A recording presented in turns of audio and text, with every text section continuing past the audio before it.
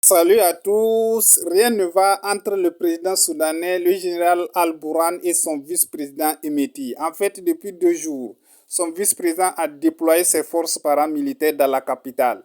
Et donc, des combats ont eu lieu et les combats se poursuivent actuellement à Khartoum entre les deux forces. Les forces du général Al-Bourhan, le président de la transition, et les paramilitaires du vice-président Emeti. Emeti veut renforcer son général Al-Bourhan en positionnant ses forces dans la capitale. Il dit avoir pris le palais présidentiel et l'aéroport international. Donc, le général Al-Bourhan demande cette position et dit avoir Bonjour, eh bien, c'est extrêmement difficile de savoir ce qui se passe réellement à Khartoum, puisque les informations divergent entre ce que dit l'armée d'un côté et les forces de soutien rapide de l'autre côté. Alors, les forces de soutien rapide disent avoir pris le contrôle, en effet, du palais présidentiel et de l'aéroport. Et l'armée a publié un communiqué disant exactement l'inverse, disant qu'elle maîtrise la situation. Ce que l'on sait pour l'instant, c'est qu'autour du palais présidentiel, il y a de nombreux tanks, de nombreux véhicules blindés, mais on ne sait pas à qui ils appartiennent. Il y a des combats assez intenses. Il y a eu des explosions qui ont été entendues à de multiples reprises tout au début de la matinée, durant l'après-midi, bref, durant toute la journée. Vis-à-vis de l'aéroport, là aussi, la situation est confuse. Il y a eu des combats sur la piste de décollage. Certains avions civils ont été abîmés. Il y en avait qui étaient en flammes.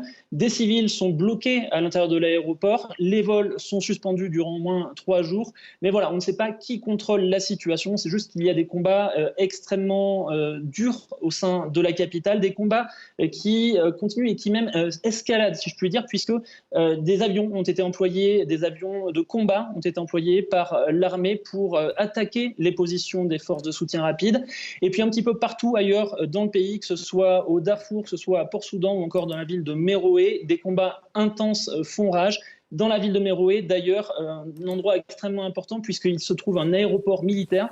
Les forces de soutien rapide auraient pris le contrôle de cet aéroport qui contient des jets de l'armée soudanaise, mais aussi des avions de combat de l'armée égyptienne qui sont positionnés ici. Alors, impossible de dire pour l'heure si les forces de soutien rapide pourront les utiliser, s'ils ont le personnel nécessaire pour cela, mais ils ont affirmé avoir pris le contrôle de cet aéroport. Et enfin, dernière information vis-à-vis des civils. Alors, il est encore assez tôt, on n'a pas de bilan définitif, bien évidemment, vu que les combats continuent, mais le comité des médecins soudanais a d'ores et déjà annoncé qu'il y avait des dizaines de blessés et au moins 3 morts depuis le début des combats ce matin.